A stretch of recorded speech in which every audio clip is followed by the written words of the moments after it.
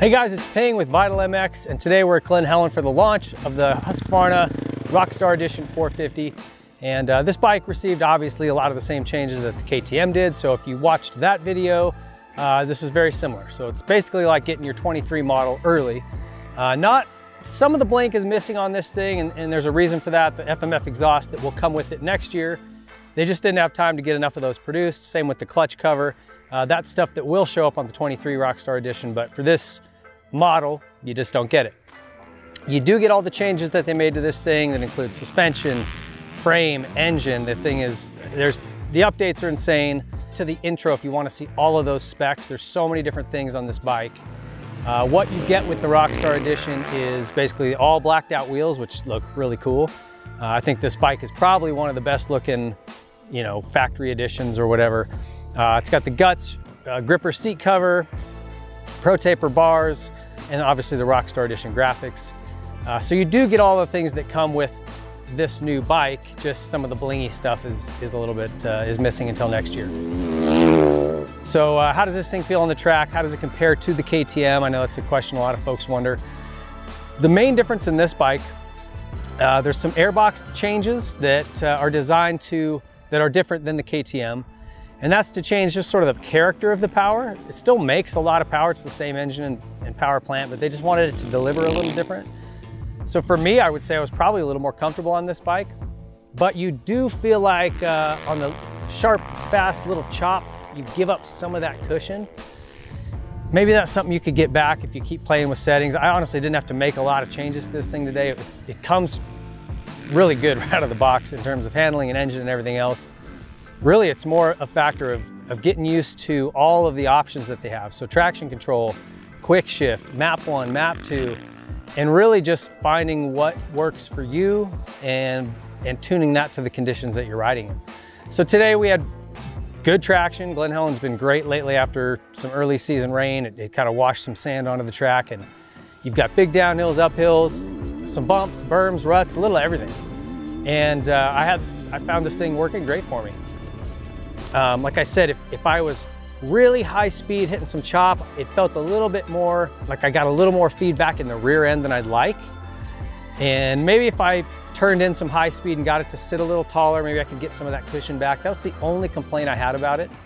And like I said, we didn't tune too much with it today. It was more of a first impression. And I really enjoyed this bike. The character versus the KTM, hard to tell really. Different tracks, different days.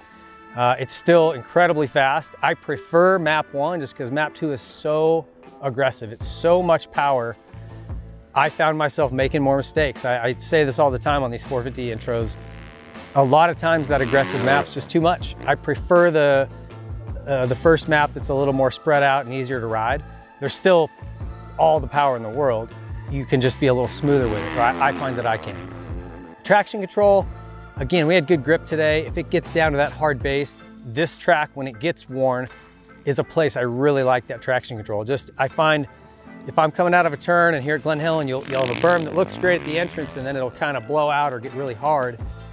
And when that rear wheel starts to spin and light up, it just cuts out ignition for a second and allows it to catch up. And it'll really fix your mistakes for you. So a really neat tool. I really recommend playing with that thing. If you're on a sandy track, sticky track, you're not gonna feel it. It's more when it gets either muddy, hard, shiny, muddy slick, or hard, dry slick. So a really neat tool though, get familiar with it if you have one of these bikes. We went and played with the quick shift again, and as I mentioned before, to me, I'm nervous that on the track, a lot of times I find myself shifting right at the base of a jump, or in between jumps, as I land and I'm on the gas, and it cuts out just a tiny bit too long for my liking. I like it on the start. We did some starts here today down that deep, long straightaway here at the Glen Helen start straight, and it's awesome. You just leave the clutch alone. It's just full throttle, and as soon as you put some pressure on that shift shaft, it cuts the ignition for a second and it shifts gears. I just don't love it on the track. So maybe something I could play with a little more, but it makes me nervous because like I said, sometimes I'll shift right at the base of a jump and I don't want it to cut out and then come back on and throw me off. So I got to play with that a little more, and I think they'll tweak that and get it better. But all around, a really, really fun bike. Brakes are great. The clutch is great.